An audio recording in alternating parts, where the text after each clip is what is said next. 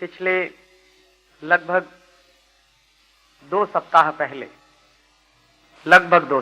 पहले भारत के वैज्ञानिकों ने 5 आणविक परीक्षण किए और ये जो 5 आणविक परीक्षण हुए जमीन के अंदर बहुत ही सफलतापूर्वक हुए। तो सबसे पहले तो मैं आप सबकी तरफ से उन सभी वैज्ञानिकों को बधाई देना चाहता हूं जिन्होंने ये 5 सफल आणविक परीक्षण करके भारत को अंतर्राष्ट्रीय परिदृश्य में एक अच्छे स्थान पर ले जाकर खड़ा किया है। हमारे देश के वैज्ञानिकों ने ये जो 5 सफल आणविक परीक्षण किए, इसके बाद की घटना ये है हमें ऊपर आर्थिक पाबंदी लगा दी है और जापान ने भी लगा दी है। अमेरिका ने और जापान ने हमारे ऊपर आर्थिक पाबंदी क्यों लगाई है? क्योंकि हमारे देश के वैज्ञानिकों ने 5 अणु विस्फोट किए हैं और ये 5 अणु विस्फोट जब भारत के वैज्ञानिकों ने किए तो अमेरिका ने और जापान ने हमारे ऊपर पाबंदी लगा दी। तो तकलीफ क्या है अमेरिका को? विस्फोट हमने किए, हमारे वैज्ञानिकों ने किए, हमारी जमीन पर किए, हमारे पैसे से किए। अमेरिका को क्या तकलीफ है कि आपने ये क्यों किया? क्या तकलीफ है? हम अपने पैसे से अपने घर में कुछ भी करें, तुम कौन होते हो ये कहने वाले कि तुम ये करो या मत करो? और तकलीफ इसलिए भी ज्यादा है मुझको कि जो अमेरिका की सरकार हमको कह रही है कि हमने ये 5 अणु विस्फोट क्यों किए, उस अमेरिकी सरकार ने खुद 1047 अणु विस्फोट किए।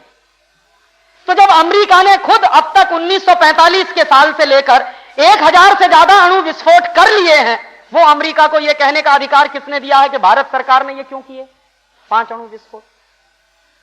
और आपको मैं जानकारी दे दूं कि भारत के वैज्ञानिकों ने अब तक कुल 6 अणु विस्फोट किए हैं। एक 74 में किया था, 5 अभी किए हैं और ये 6 के 6 अणु विस्फोट हमने जमीन के अंदर किए।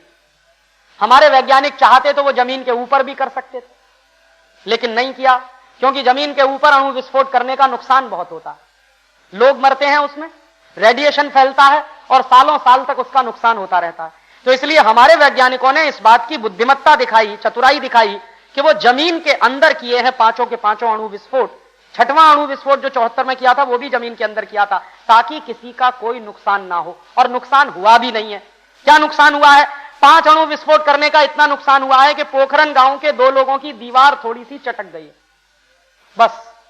तो मुझे बहुत खुशी हुई, उस दिन टेलीविजन पे मैं समाचार देख रहा था किसी भाई के घर में खाना खाते समय, तो वो दोनों के दोनों किसान जिनके घर की दीवार चटक गई है, उन्होंने क्या कहा जानते हैं? कि ये घर की दीवार अगर गिरेगी तो दोबारा बन जाएगी। मेरे राष्ट्र का सम्मान तो ऊंचा हुआ। इसका मतलब क्या है? हमारे देश के 2 किसानों को इतनी बुद्धिमानी है कि वो ये कह रहे हैं कि घर की दीवार गिरेगी तो दोबारा बन जाएगी, लेकिन राष्ट्र का सम्मान तो ऊंचा हुआ है। इतनी बुद्धिमानी हमारे देश के कुछ बड़े बड़े बेवकूफ नेताओं को नहीं है, जो कह रहे हैं कि गलत समय पर परीक्षण किया। आप देखिए कि जो साधारण किसान इतना बुद्धिशाली है, वैसे हमारे देश के नेताओं में बुद्धि नहीं है। और दुर्भाग्य से ऐसे नेताओं को आप बार बार मंत्री बनाते रहते हैं, मुख्यमंत्री बनाते रहते हैं, सब करते रहते हैं, जो इतने भी बुद्धिशाली नहीं।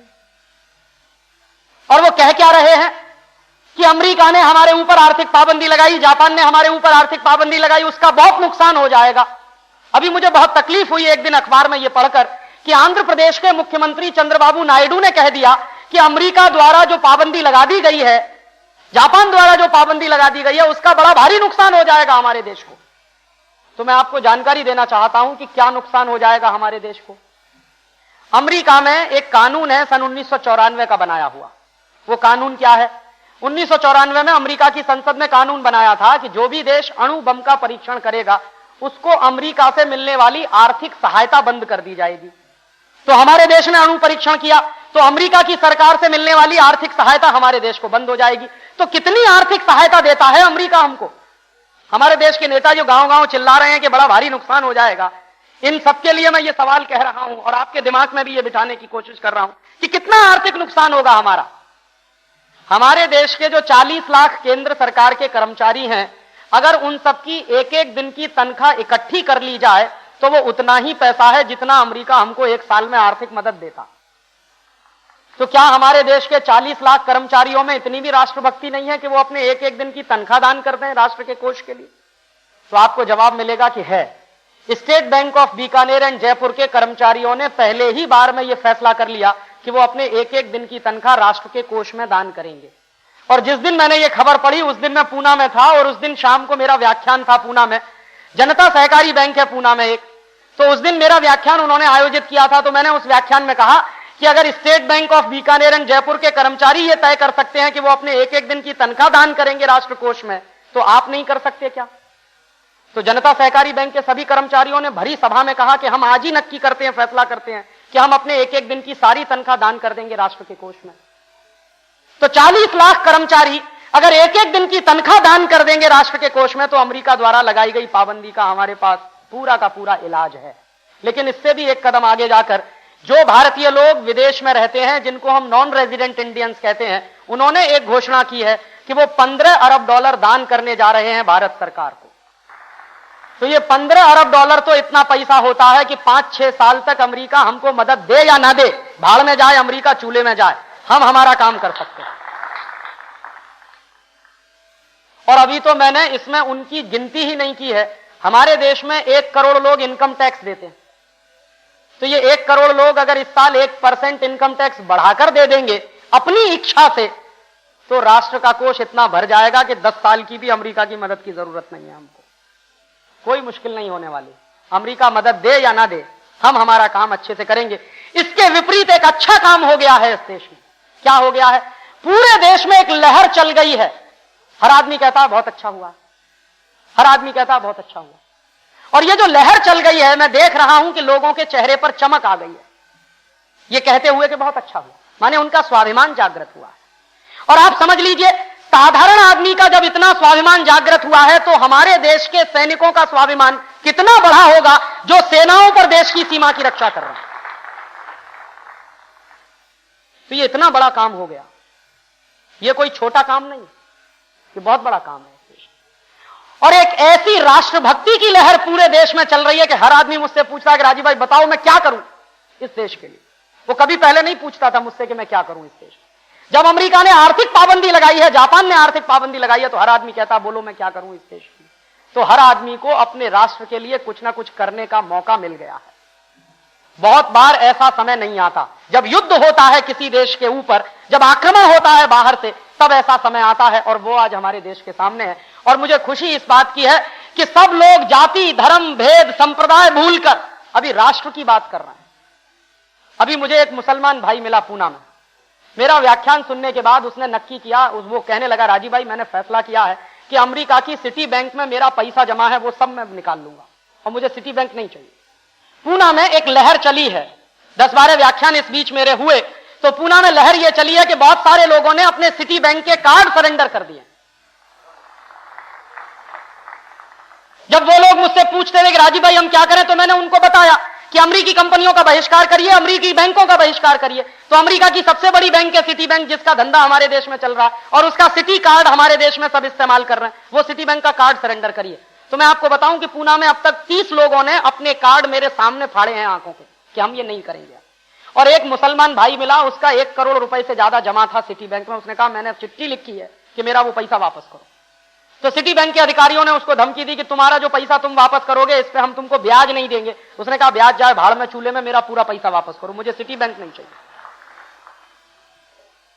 तो क्या हिंदू क्या मुसलमान सब एक साथ पूरे देश के लिए खड़े हो गए हैं। ऐसा समय कभी कभी किसी देश के इतिहास में आता है और मैं मानता हूं कि यह बहुत ऐतिहासिक समय है। सारे देश को एक साथ राष्ट्र के लिए खड़ा करने का एक सूत्र मिल गया है और मैं मानता हूं कि यह बहुत अच्छी बात हुई है, यह बहुत प्रसन्नता की बात हुई। सारे वैज्ञानिक इस बात के लिए बधाई के पात्र हैं कि उन्होंने 5 इतने सफल आणविक परीक्षण किए कि अमेरिका को कानों कान खबर भी नहीं हुई कि क्या हो गया हमारे।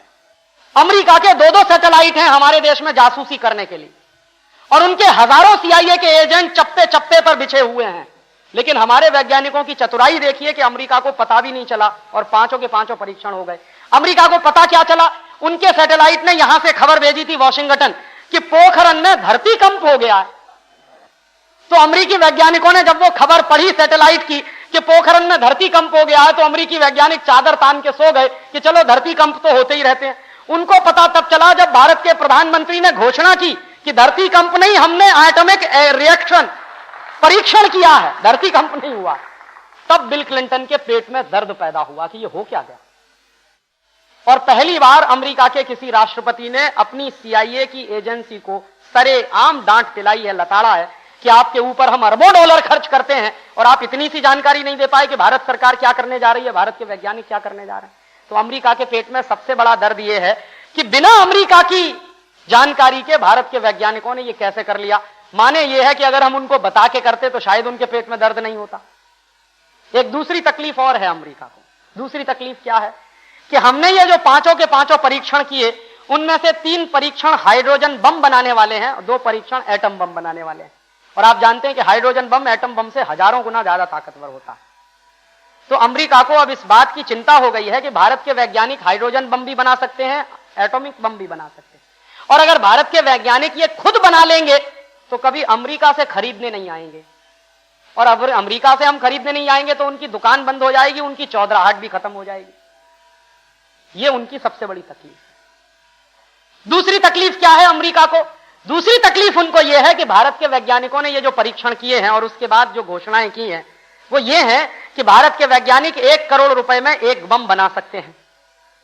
अमेरिका में यही बम करोड़ों डॉलर में बनता, हां, जो हम सिर्फ 1 करोड़ रुपए में बना सकते हैं। तो जो करोड़ों डॉलर में उनके यहां बनता है वो हम 1 करोड़ रुपए में बना सकते हैं। तो अमेरिका को तकलीफ ये हो रही है कि अगर भारत के वैज्ञानिकों ने बनाकर इसको बेचना चालू कर दिया तो अमेरिका की तो दुकान बंद हो जाएगी, क्योंकि बहुत सस्ता है और क्वालिटी में बहुत अच्छा, इसलिए उनको तकलीफ हो रही है। वरना अमेरिका के तकलीफ का कोई सैद्धांतिक आधार नहीं है जब अमेरिकी सरकार ने खुद 1000 से ज्यादा आणविक परीक्षण किए। और एक बात और बता दूं मैं कि भारत के वैज्ञानिकों ने ये पांचों के पांचों परीक्षण शांतिपूर्वक किए हैं, जबकि अमेरिका ने अपने 2 आणविक परीक्षण लोगों के ऊपर किए थे। पहला किया था 6 अगस्त 1945 को हिरोशिमा में, और दूसरा किया था 9 अगस्त 1945 को नागासाकी में। तो हिरोशिमा और नागासाकी के ऊपर अमेरिका ने अपने पहले 2 आणविक बम गिराए थे, जिसका नतीजा यह निकला कि 6.5 लाख जापानी तड़प तड़प के मर गए उसमें। तो अमेरिका के वैज्ञानिकों ने तो अपने आणविक परीक्षण ही किए लोगों की जान लेकर, हमारे वैज्ञानिकों ने आणविक परीक्षण किए हैं जमीन के अंदर। दोनों में बड़ा भारी फर्क है।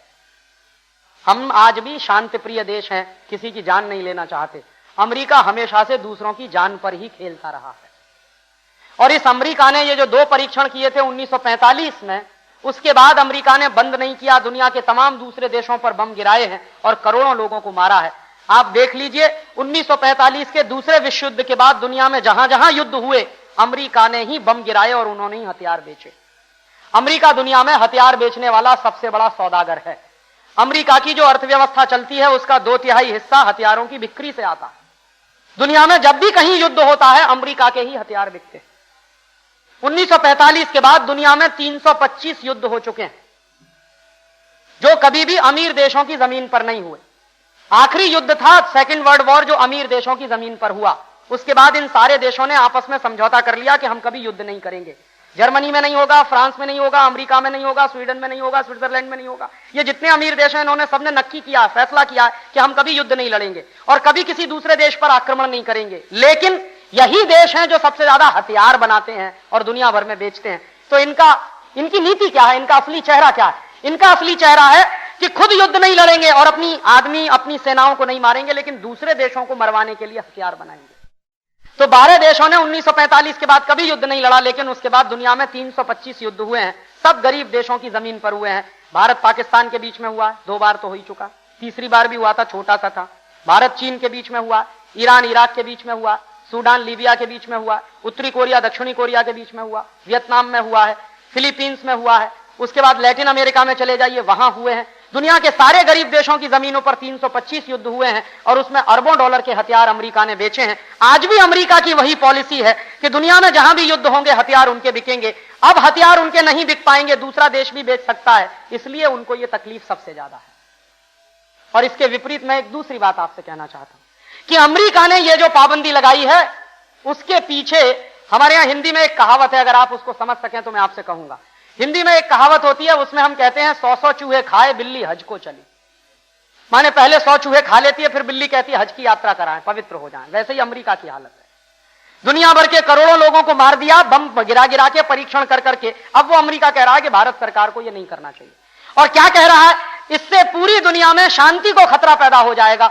सारी दुनिया इस बात को जानती है कि भारत 5000 साल से शांतिप्रिय देश है और पिछले 5000 साल से हमारे देश की कभी कोई सेना दूसरे देश पर आक्रमण करने के लिए नहीं गई।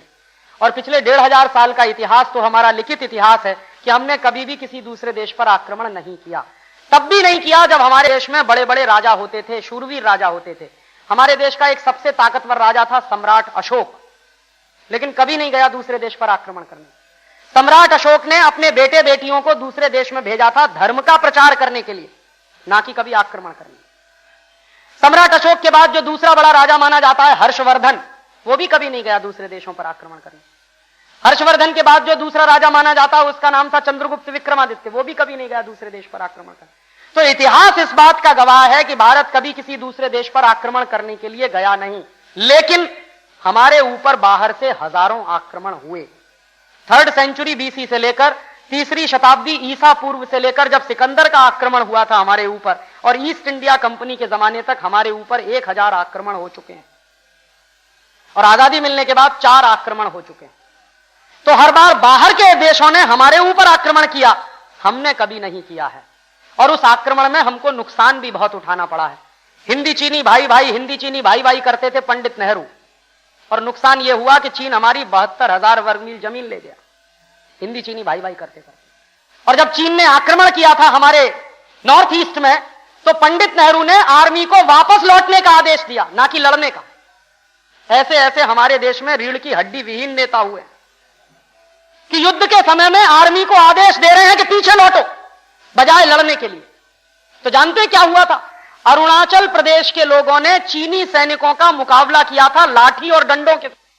चीन ने 47 अणु बम बनाए हैं, वो हमारी छाती पर बैठा है 72,000 वर्ग मील जमीन लेकर। जब ये चीन की दुर्घटना हो गई थी, हिंदी चीनी भाई भाई, हिंदी चीनी भाई भाई, और जमीन चली गई चीन के कब्जे में, तो राम मनोहर लोहिया ने एक दिन पंडित नेहरू से यह प्रश्न पूछा था कि तुम हिंदी चीनी भाई भाई करते रहे और देश की जमीन चली गई चीन के कब्जे में। तो एक दिन पंडित नेहरू ने पार्लियामेंट में इसका जवाब दिया। क्या जवाब दिया, सुनिए जरा उसको। उन्होंने कहा कि यह जो 72,000 वर्ग मील जमीन हमारी चली गई चीन के कब्जे में, वो बेकार थी, उस पर घास का एक भी तिनका नहीं उगता था, वो बिल्कुल बेकार थी। तो पार्लियामेंट में पंडित नेहरू से सवाल किया गया कि पंडित, तुम्हारा सिर भी बेकार है क्योंकि इस पर एक भी बाल नहीं उगता, तो उस जमीन पर घास का एक भी टुकड़ा नहीं उगता था, इसलिए तुमने दे दिया चीन को, तो अपना सिर काट के दे दो चीन को, क्योंकि यह भी बेकार है, इस पर भी एक भी चुनका नहीं उगता। तो पंडित नेहरू के मुंह से कोई जवाब नहीं निकला था पार्लियामेंट। तो वो चीन आज भी हमारे लिए खतरा बनकर बैठा हुआ। और वैसी परिस्थिति में अगर हम हमारे देश के सैनिकों का मनोबल ऊंचा करने के लिए ये ना करे, तो फिर क्या करें? हमारे पास कोई दूसरा रास्ता नहीं। और पाकिस्तान भी बैठा है, गौरी का परीक्षण पाकिस्तान ने किया और उसी दिन सिद्ध हो गया कि पाकिस्तान भी अब न्यूक्लियर बम बना सकता है। तो वैसी स्थिति में यह करना जरूरी था। मुझे भी ऐसा लगता है कि थोड़ी देरी हुई, परीक्षण उसी दिन होना चाहिए था जिस दिन गौरी मिसाइल का परीक्षण हुआ था, या तो उसके अगले दिन हो जाना चाहिए, लेकिन कुछ टेक्निकल प्रॉब्लम रही होगी जिसके कारण थोड़ा सा समय लगा। और इसके एक और आगे की बात मैं आपसे करना चाहता हूं कि हमने कभी किसी दूसरे देश पर आक्रमण नहीं किया, हमेशा हमको नुकसान उठाना पड़ा। आज भी हम किसी पर आक्रमण नहीं करेंगे, ये हमारा विश्वास है, लेकिन इसका मतलब ये नहीं है कि हम अपनी सुरक्षा व्यवस्था के प्रति आंखें बंद करके बैठे रहें। आज भी हम किसी पर आक्रमण करने नहीं जाएंगे, लेकिन अगर कोई दुश्मन आंख उठाकर देखेगा तो हम हाथ पर हाथ धरे नहीं बैठेंगे। ये हमारी अपनी नीति है, हमेशा से रही है, आगे भी रहेगी। तो हिंदुस्तान की उसी नीति का अनुसरण करने के लिए यह किया गया है। तब इसमें एक आखिरी बात और जुड़ती है कि अब अमेरिका ने पाबंदी लगा दी है, हमारे सारे तर्क सही होते हुए भी उन्होंने हमारे ऊपर पाबंदी लगाई है, तो यह अमेरिका ने हमारा अपमान किया है। यह पाबंदी नहीं है, यह भारत का अपमान किया है, और इस अपमान का बदला लेना हर भारतीय नागरिक का राष्ट्र धर्म है। तो आप पूछेंगे राजीव भाई, अमेरिका द्वारा भारत के किए गए अपमान का बदला हम कैसे लें? तो मैं आपको एक रास्ता बताने आया हूं कि अमेरिका ने यह जो हमारा राष्ट्रीय अपमान किया है पाबंदी लगा के, इसका बदला लेने का हमारे पास एक तरीका है। वो तरीका यह है कि जिस अमेरिका ने हमारे ऊपर आर्थिक पाबंदी लगाई है, उस अमेरिका के ऊपर हम आर्थिक पाबंदी लगाएं। तो आप पूछेंगे वो कैसे? तो उसका रास्ता बहुत आसान है। हम सब मिलकर अमेरिका के ऊपर आर्थिक पाबंदी लगा सकते हैं। अमेरिका की एक एक कंपनी को भारत से भगा देंगे, उनके ऊपर आर्थिक पाबंदी लगाने का सबसे अच्छा तरीका। तो एक एक अमेरिका की कंपनी को भारत से भगाना होगा अपने राष्ट्र के अपमान का बदला लेने के लिए। तो आप पूछेंगे वो कैसे होगा? उसका तरीका और आसान है। आप सब आज जब यहां से उठकर जाएंगे तो एक संकल्प लेकर जाएंगे। मैं मेरे व्याख्यान के अंत में 1 मिनट का एक संकल्प कराऊंगा आप सबको। बिना संकल्प लिए आज कोई नहीं जाएगा कि हम अपने जीवन में किसी भी अमेरिकी कंपनी का सामान इस्तेमाल नहीं करेंगे, किसी भी स्थिति। तो सबसे पहले क्या करना होगा? सबसे पहले पेप्सी कोला का बहिष्कार करिए। यह अमेरिका की ऐसी कंपनी है जिसको मैं सबसे बदमाश कंपनी मानता हूं, सबसे बेईमान। तो पेप्सी कोला का बहिष्कार करिए, यह अमेरिकी कंपनी है, और कोका कोला का भी बहिष्कार करिए क्योंकि यह भी अमेरिकी कंपनी। तो आप पेप्सी पिएंगे नहीं, कोका कोला पिएंगे नहीं, तो फिर आप पूछेंगे क्या थम्स अप पी लें, लिम्का पी लें? वो भी नहीं पीना, क्योंकि थम्स अप, लिम्का, सिट्रा सब अमेरिकी हो गया। पहले हमारे देश का था, पार्ले का था। अब वो पार्ले कंपनी कोका कोला में घुस गई, कोका कोला ने उसको खरीद लिया। तो अब अगर आप थम्स अप पीते हैं, लिम्का पीते हैं, सिट्रा पीते हैं, तो भी आपका पैसा अमेरिका ही जाता है। इसलिए हम पेप्सी नहीं पिएंगे, कोका कोला पिएंगे नहीं, थम्स अप पिएंगे नहीं, लिम्का पिएंगे नहीं, सिट्रा पिएंगे नहीं, कुछ भी नहीं पिएंगे। अमेरिका और यूरोप के देशों में लोग बहुत पीते हैं soft drink, Coca Cola, Thums Up, Pepsi cola बहुत पीते हैं वहां के लोग, और इसलिए वहां किडनी सबसे ज्यादा खराब होती है, बर्बाद होती है। और वहां अमेरिका में जब लोगों की किडनी खराब हो जाती है तो कोई किसी को अपनी किडनी दान नहीं करता, क्योंकि अमेरिका का समाज नितांत स्वार्थी समाज है। उनके लिए डॉलर भगवान है, बाकी कोई चीज नहीं। बाप बेटे को दान नहीं करता, बेटा बाप को दान नहीं करता। मरते हैं फिर लोग वहां किडनी बर्बाद करके। फिर क्या होता है, वहां के अखबारों में बड़े बड़े जाहिरात छपते हैं, और उन जाहिरातों में कहा जाता है कि कोई किडनी दान करे उसको 5 लाख देंगे, इतना देंगे, इतना देंगे। तो फिर हमारे यहां कुछ ऐसे नालायक डॉक्टर पैदा हो गए हैं जो यहां के लोगों का पेट चीरकर उनकी किडनी निकाल लेते हैं और अमेरिका में ले जाकर बेच देते हैं। मेरे उत्तर प्रदेश के गाजियाबाद शहर में अभी 3 ऐसे क्लिनिक बंद किए हैं सरकार ने, जिन क्लिनिक्स में डॉक्टर गरीब मरीजों का पेट चीरकर उनकी किडनी निकालते थे और अमेरिका ले जाकर बेचते थे। तो चूंकि अमेरिका में किडनी बहुत बर्बाद होती है, और किडनी बर्बाद होने का सबसे बड़ा कारण है Pepsi Cola, Coca Cola, soft drink, तो आप मत करिए अपनी दोनों किडनियां बर्बाद। और भगवान की दी गई अगर 2 किडनियां आपकी बर्बाद हो गई तो आपको उतनी ही तकलीफ होगी जितनी तकलीफ हमारे पूर्व प्रधानमंत्री श्री विश्वनाथ प्रताप सिंह को हो रही है इस समय। उनकी दोनों किडनियां फेल हो गई और आजकल लंदन में है। 24 घंटा जिंदा रहने के लिए उनको 8 घंटे डायलिसिस पे रहना पड़ता, और 8 घंटे कोई आदमी अगर डायलिसिस पे पड़ा हुआ है, आप उसको अगर देख लेंगे तो आपका दिल कांप जाएगा, कितनी तकलीफ होती है। इसलिए मत पीजिए Pepsi, Coca Cola, Thums Up. और इसलिए भी मत पीजिए कि हमारे देश के 2 लाख गांवों में पीने का पानी नहीं है। आजादी के 50 साल हो गए। आजादी के 50 साल के बाद इस देश के 2 लाख गांवों में पीने का पानी नहीं है। करोड़ों लोग पीने के पानी से प्यासे हैं। यवतमाल में मैं अभी गया था व्याख्यान देने, जिस दिन मेरा व्याख्यान था उसी दिन यवतमाल का एक नौजवान 25 साल की उम्र का पानी ना मिलने के कारण प्यासा मर गया तड़प तड़प कर। तो अखबार में जब खबर छपी तो मैंने अखबार के संवाददाता से पूछा था कि यह खबर तो आपको पता चल गई इसलिए छप गई, ऐसे तो हमारे देश के दूर के गांव में, आदिवासी गांव में कितने लोग मरते होंगे पता ही नहीं चलता हमको। तो हमारे देश के करोड़ों लोगों को पीने का पानी नहीं है, 2 लाख गांवों में पीने का पानी नहीं है। वैसी स्थिति में अगर आप पेप्सी पी रहे हैं, कोका कोला पी रहे हैं, तो आप राष्ट्रीय अपराध कर रहे हैं, इसलिए आप मत पीजिए। तो पहला निवेदन है कि आप अपने जीवन में Pepsi, Coca, Thums Up, Limca पिएंगे नहीं, और अपने किसी मेहमान को पिलाएंगे नहीं कभी। और एक तीसरा एक कदम और आगे की बात करना चाहता हूं आपसे कि ऐसे सभी सामाजिक कार्यक्रमों में आप जाएंगे नहीं जहां पेप्सी कोला बटेगा या कोका कोला बटेगा।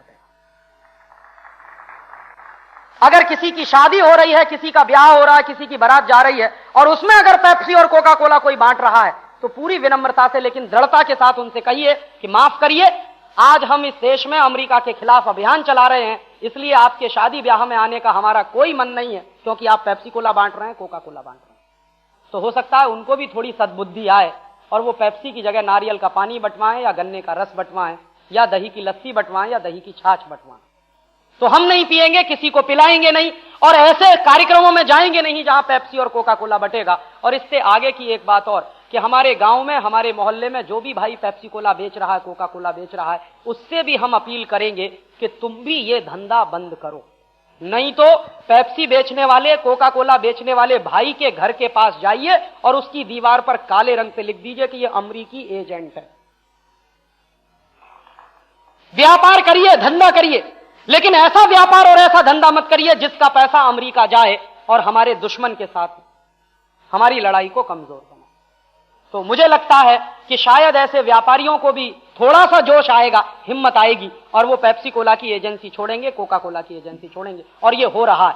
पूना में, दक्षिणी पूना का जो सबसे बड़ा पेप्सी कोला का डिस्ट्रीब्यूटर था, उसने मेरे व्याख्यान में जाहिर में घोषणा की थी आकर मंच पर कि आज के बाद मैं पेप्सी कोला की एजेंसी छोड़ दूंगा, और उसने धंधा बंद कर दिया। पूना में एक व्यापारी भाई है जो प्रतिदिन 4 लाख रुपए का परदेशी माल बेचता था अपनी दुकान पर। उसने घोषणा की कि मैं दुकान बंद कर दूंगा लेकिन ये परदेशी माल नहीं बेचूंगा। तो ऐसे देश में अभी भी व्यापारी जिंदा हैं जिनमें राष्ट्रभक्ति है, देशभक्ति है। उन व्यापारियों की राष्ट्रभक्ति और देशभक्ति को थोड़ा सा जागृत करिए, वो भी इस धंधे से बाहर आएंगे। ऐसे ही मेरा आपसे दूसरा निवेदन है कि आपके घर में एक और अमेरिकी कंपनी का माल सबसे ज्यादा आता है, उसका नाम है कॉलगेट पामोलिव। इसका टूथपेस्ट आपके घर में आता है, इसका साबुन आपके घर में आता है, इसकी शेविंग क्रीम आपके घर में आता है। तो ये सब मत खरीदिए। तो कॉलगेट नहीं खरीदेंगे आप, तो आप पूछेंगे राजीव भाई क्या क्लोजअप खरीद लें? क्लोजअप भी मत खरीदिए, वो भी परदेशी कंपनी है। तो कॉलगेट नहीं, क्लोजअप नहीं, सिबाका नहीं, फॉरहंस नहीं, पेप्सोडेंट नहीं, ये सब परदेशी कंपनियां। Colgate, Close Up, Cibaca, Forhans, Pepsodent कैसे बनते हैं उसका एक नमूना मैं आपको देना चाहता हूं। अभी मैं कुछ दिन पहले दमन गया था। दमन में एक भाई पेप्सोडेंट बनाता है और उस कंपनी को बेचता, सब कॉन्ट्रैक्टर है। पहले वो कॉलगेट बनाता था और बेचता था उस कंपनी को। तो वो भाई मेरे व्याख्यान में आया और मेरे बाजू में आके बैठ गया कुर्सी पे। मुझे मालूम नहीं था कि ये करता क्या। तो एक आदमी ने आके कान में मेरे कहा, राजीव भाई आपके बगल में जो बैठा है ये वही आदमी है जो पेप्सोडेंट कंपनी को माल बना के देता। तो मैंने कहा भाई तू मेरी बगल में आके क्यों बैठ गया? तो कहने लगा राजीव भाई मैं आज संकल्प लेना चाहता हूं। मैंने कहा पहले ले ले तब बैठना मेरे पास आके। तो उसने संकल्प लिया और मैंने उसको एक ही बात कही कि तू अगर पेप्सोडेंट कंपनी को माल बना के दे सकता है तो तू खुद अपने नाम से क्यों नहीं बेचता? तो उसने कहा आज तक मैंने कभी सोचा ही नहीं। तो मैंने कहा आप सोचने के लिए रास्ता खुल गया। फिर मैंने उससे एक और बात पूछी कि भाई जरा ये बता कि जो तू पेप्सोडेंट बनाता है उसको तू खुद करता है? तो कहता मैं कभी पेप्सोडेंट नहीं करता। मैंने कहा तेरे परिवार में कौन कौन करता है पेप्सोडेंट? कोई नहीं करता। मैंने कहा क्यों? तो कहने लगा मुझे मालूम है कि मैं पेप्सोडेंट में क्या क्या मिलाता हूं, इसलिए मैं खुद कभी पेप्सोडेंट नहीं करता। और क्या बेवकूफी हमारे लोग करते हैं, सवेरे ही सवेरे उठते हैं और शीशे में देखकर टूथपेस्ट रगड़ते हैं अपने मुंह में, माने अपनी बेवकूफी देख रहे हैं शीशे में। यहां से सफेद सफेद निकलता, यहां से सफेद सफेद निकलता, पूरा मुंह गंदा हो जाता और देख देख के शीशे में कर रहे हैं उसको। काहे को ये बेवकूफी कर रहे हैं? और बहुत लोग ब्रश रगड़ते हैं, पता है क्यों? ये कहते हैं राजीव भाई खाते खाते जब दांत में कुछ फंस जाता है तो ब्रश ही तो बाहर निकालता है। तो मैं आपसे ये पूछने आया हूं कि जब भी आपके दांत में कोई चीज फंस जाती है खाते खाते, तो बताइए क्या होता है?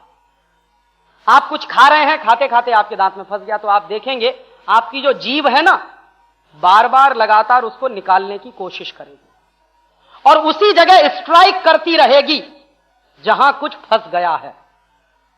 और जितनी देर वो फंसा रहेगा तब तक वो शांति से नहीं बैठेगी, चलता ही रहेगा काम, चलता ही रहेगा, चलता ही। और उतनी देर आपको भयंकर टेंशन रहेगा। और जैसे ही वो आपके दांत से निकल जाएगा आप एकदम रिलैक्स फीलिंग करेंगे। इसका मतलब क्या है?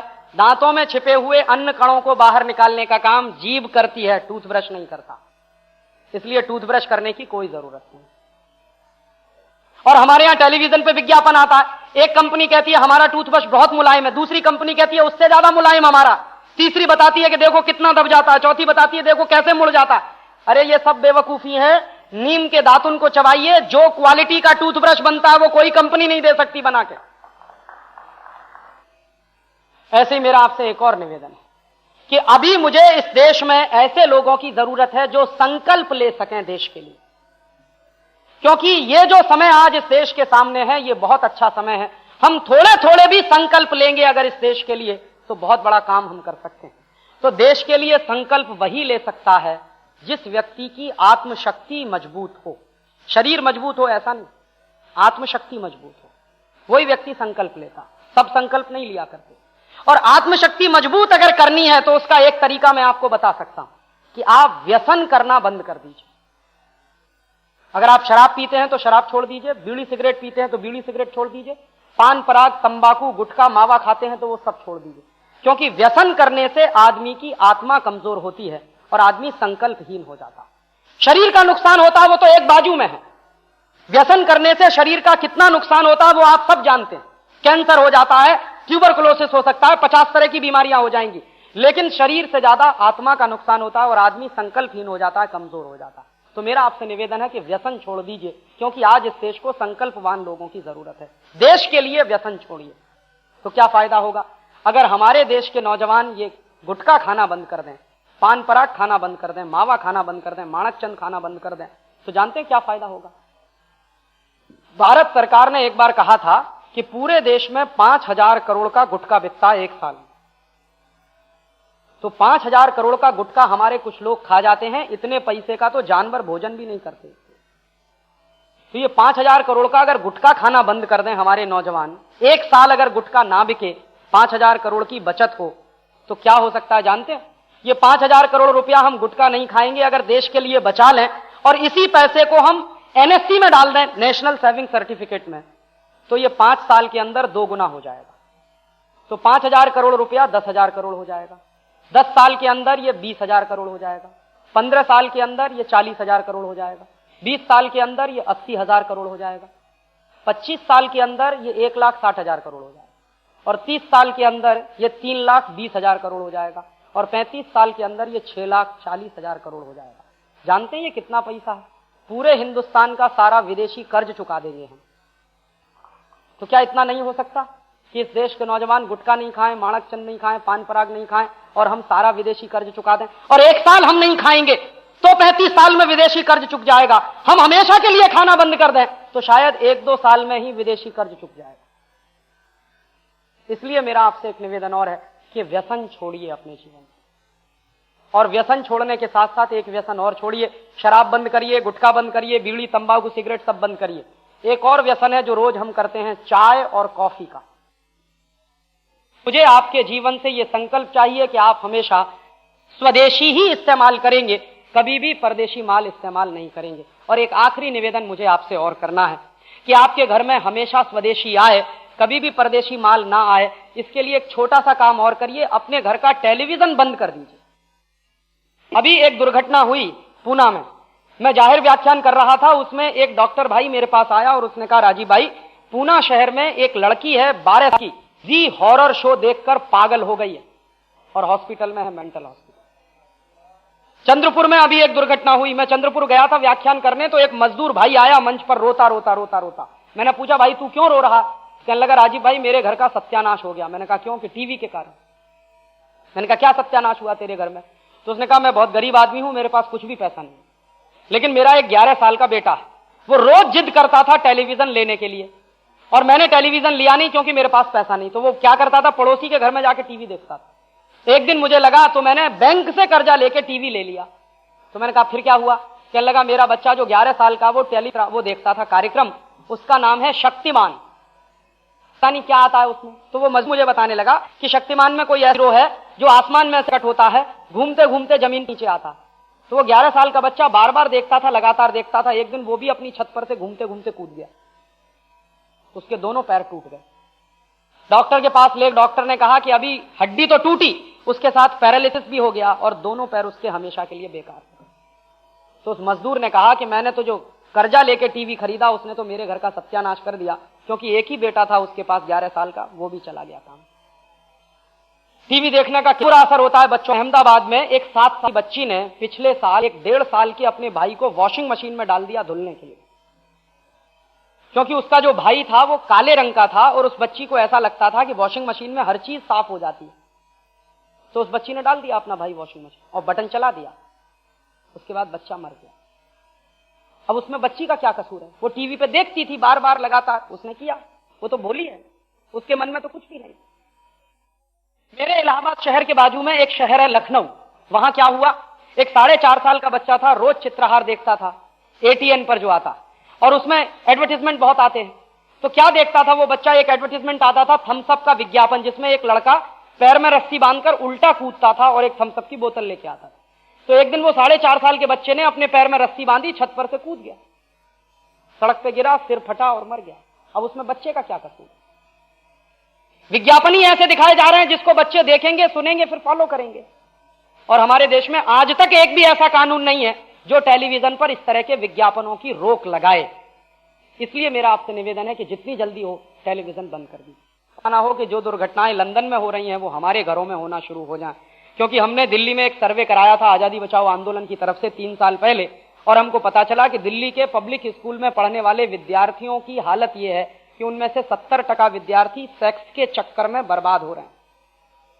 दिल्ली में मेरा एक दोस्त है जो एक प्राइवेट क्लिनिक चलाता है, वो और उसकी पत्नी दोनों डॉक्टर हैं। प्रतिदिन वो 25 से 30 लड़कियों के गर्भपात कराते हैं, अबॉर्शन कराते हैं। तो मैंने एक दिन पूछा कि तुम्हारे क्लिनिक में अगर ये हालत है तो दिल्ली में ऐसे तो सैकड़ों क्लिनिक होंगे। उन्होंने कहा है, हमारे देश में हर साल लाखों नहीं बल्कि करोड़ों बहनों के गर्भपात होते हैं, 14 साल की उम्र में, 15 साल की उम्र में, 16 साल की उम्र में, 19 साल की उम्र में, 20 साल की उम्र में। तो ये दुराचार आ कहां से रहा है और ये बच्चे दुराचारी कहां से बन रहे हैं, कहां से सीख रहे हैं? तो ये सब टेलीविजन सिखा रहा है, सिनेमा सिखा रहा है। इसलिए मेरा आपसे निवेदन है कि कहीं ये टेलीविजन आपके बच्चों को बचपन में जवान ना बना दे और आपके बच्चे दुष्चरित्र ना हो जाएं, उससे पहले आप ये टीवी बंद कर दीजिए। और अगर आपके बच्चों का चरित्र खलास हो गया तो आपका मां बाप होना बेकार। इससे चलते एक आखिरी बात और कह रहा हूं कि इस टेलीविजन के माध्यम से अमेरिकी कंपनियों का सबसे ज्यादा जाहिरात करने वाला इस समय अगर कोई व्यक्ति है तो उसका नाम है सचिन तेंदुलकर। सबसे ज्यादा पेप्सी कोला का जाहिरात करता, सबसे ज्यादा कोका कोला का जाहिरात करता। अभी एक अमेरिकी कंपनी है एडिडास, उसके साथ सचिन तेंदुलकर ने समझौता किया है। 1 करोड़ रुपया वो लेगा साल भर में और एडिडास का जूता बिकवाएगा।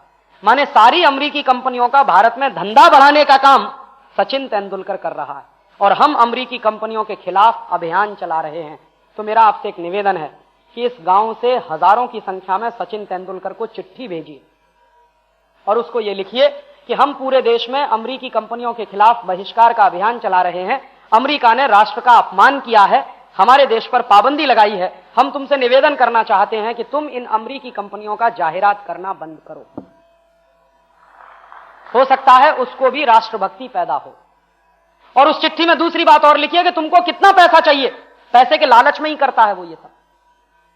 पैसे की कमी नहीं है उसके पास। उसके घर में सिर्फ 3 लोग हैं, वो, उसकी पत्नी, उसकी बेटी, और करोड़ों रुपए की संपत्ति है। 10 पीढ़ियां बैठकर खा सकती हैं। फिर किस बात का लालच पैसे का? तो उससे कहिए कि तुमको पैसे का इतना लालच क्यों है। और देश से बड़ा कुछ भी नहीं होता है, राष्ट्र के सम्मान से बड़ी कोई भी चीज नहीं है। और उसको लिखो कि हम तुमसे विनम्रता से कह रहे हैं कि तुम ये धंधा छोड़ दो, परदेशी कंपनियों का जाहिरात करना, नहीं तो हम तुमको भी अमेरिका का एजेंट घोषित करेंगे इस देश, और तब तुमको इस समाज में रहना मुश्किल हो जाएगा। और भारतीय समाज ने तुम्हारा बहिष्कार किया तो दुनिया में कहीं भी तुमको इतनी इज्जत मिलने वाली नहीं है। यहां से भागकर अगर वो अमेरिका भी चला गया तो अमेरिका में उसको कोई नहीं पूछेगा 2 कौड़ी में, क्योंकि अमेरिका में क्रिकेट खेलने वालों का कोई सम्मान नहीं करता।